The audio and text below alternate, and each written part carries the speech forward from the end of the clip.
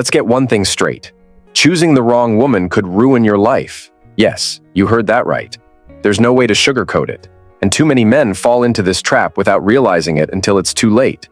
You see, the idea of settling or being with someone just because it feels convenient is a dangerous game to play. Relationships are serious, and if you're with someone you don't really want, you're setting yourself up for disaster, emotionally, mentally, and sometimes financially. Yet, so many men out there are making this mistake every single day. Why? Fear of being alone, pressure from society, or maybe they think they can learn to love someone. But the truth is, choosing a woman you don't want isn't just about you. It impacts both your lives in ways that can be deeply damaging. This isn't just about finding someone attractive or fun to be around. It's about aligning with someone who fits into the life you want to build. When you settle for someone you don't genuinely desire, you're not only cheating yourself, but you're also doing a disservice to her. Imagine being in a relationship where you feel stuck, trapped by your own bad decision, and watching the spark of life you once had slowly fade away.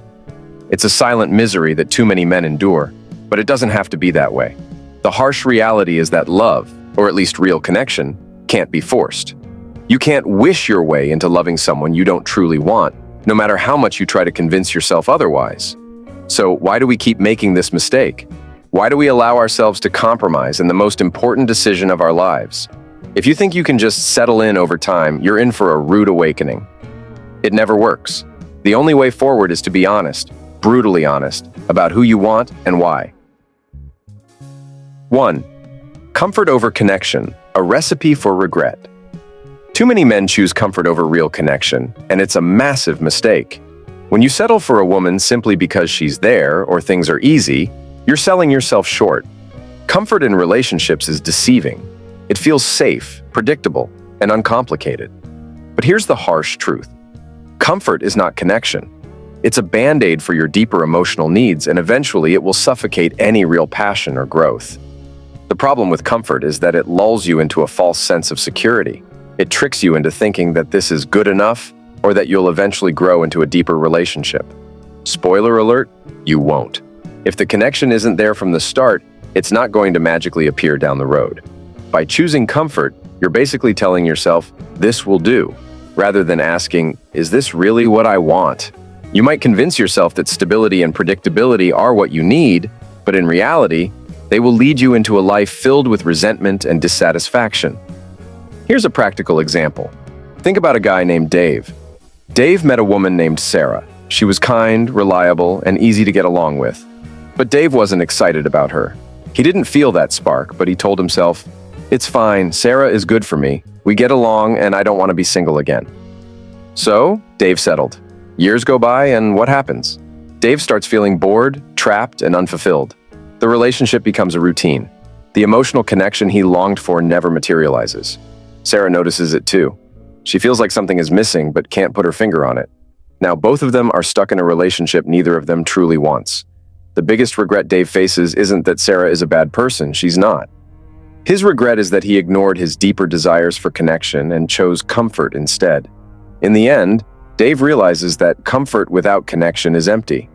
It leaves both people in the relationship feeling like they're not truly seen, heard, or valued. The moral, don't mistake comfort for connection. If you do, you'll find yourself in a relationship that's more about maintaining peace than actually enjoying each other. And that's a recipe for lifelong regret.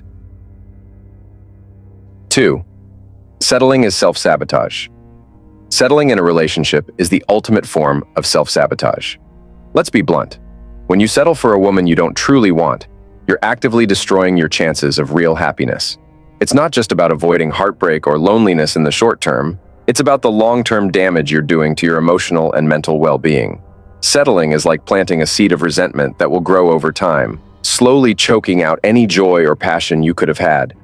Why do men settle? Fear. Fear of being alone, fear of not finding someone better, or fear of change.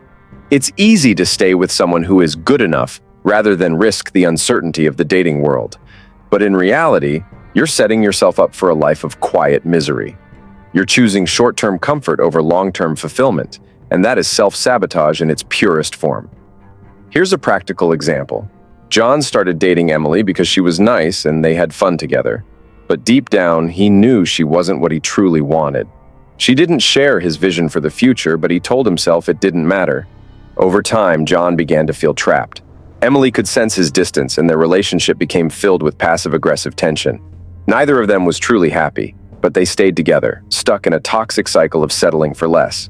In this scenario, John's decision to settle slowly ate away at his self-esteem and happiness. He realized too late that settling wasn't about making it work, it was about betraying himself. Instead of aiming for the relationship he truly desired, he lowered his standards and paid the emotional price. The takeaway?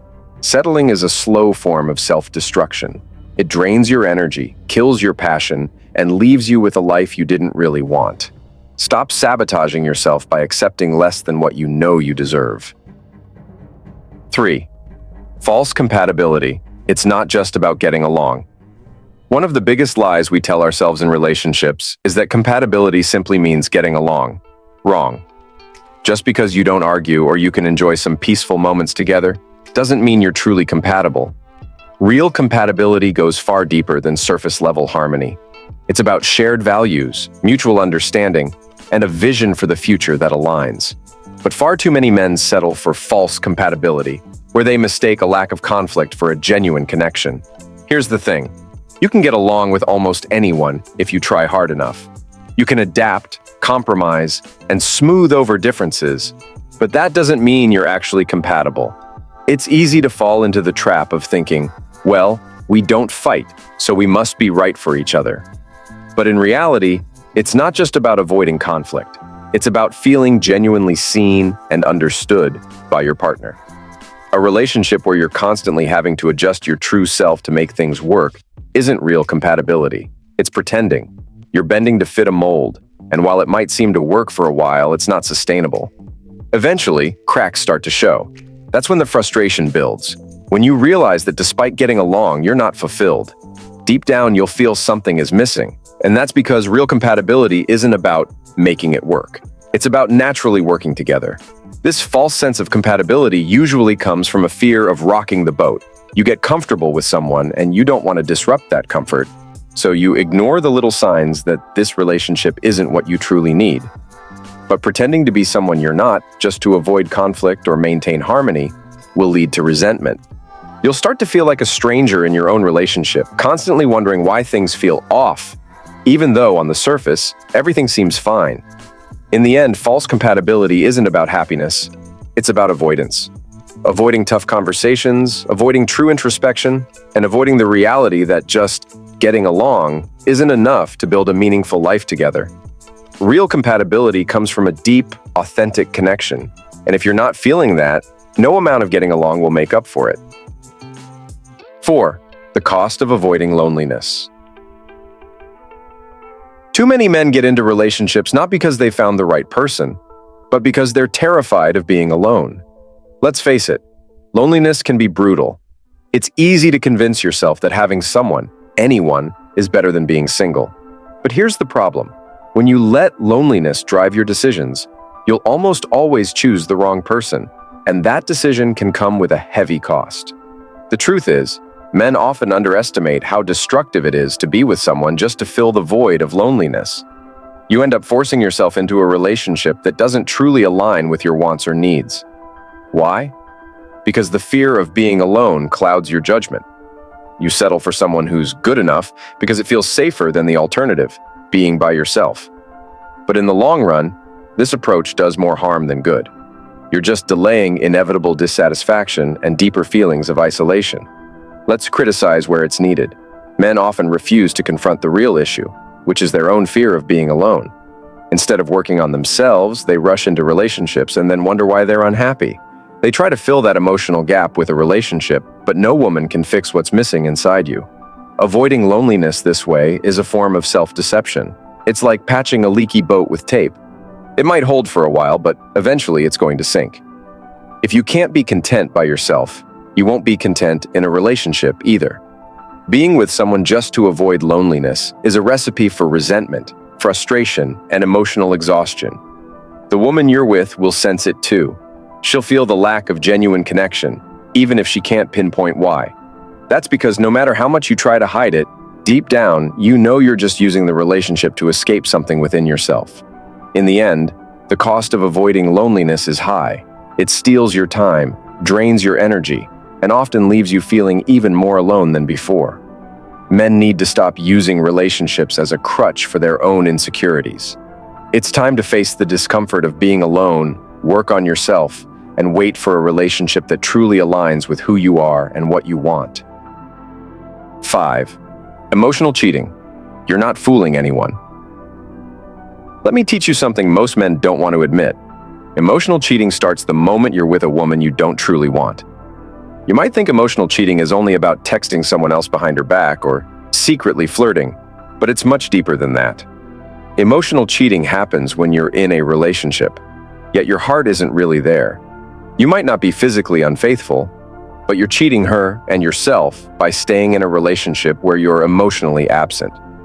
Here's where many men go wrong. They believe that as long as they're physically loyal, they're doing their part. But that's a lie. If you're with a woman and your mind is constantly wandering, whether you're fantasizing about someone else or just dreaming of being free, that's emotional cheating. And guess what? You're not fooling anyone. She can feel it. Women are incredibly perceptive and they can sense when you're checked out. You think you're hiding it well, but deep down, she knows. Now let's be clear. Emotional cheating doesn't make you a bad person, but it does mean you're not being honest. Staying with someone you don't truly want isn't just unfair to you. It's deeply unfair to her. You're depriving her of the opportunity to find someone who actually wants to be with her in every way. When you're only halfway in a relationship, you're creating a bond based on false pretenses.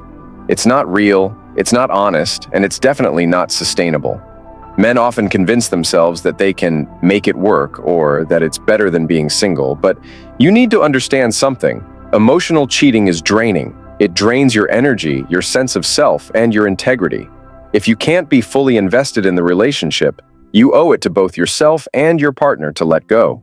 Otherwise, you're just prolonging the inevitable and wasting time that neither of you will get back. Here's the lesson. Emotional cheating is more common than we admit, and it stems from not being true to what we really want. You can't fake a connection forever. If you're emotionally cheating, you're not just hurting her, you're hurting yourself. Be honest.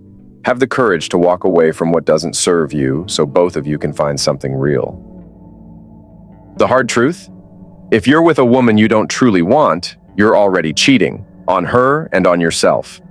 It's a slow, painful form of betrayal that'll catch up with you, no matter how much you try to ignore it. So ask yourself, are you living a lie just to avoid being alone? Comment below with your experiences. I want to hear them, and I'll personally reach out to connect. Remember, real connection starts with honesty, not settling. Thanks as always for watching. Until next time, this is Stoic Approach to Life.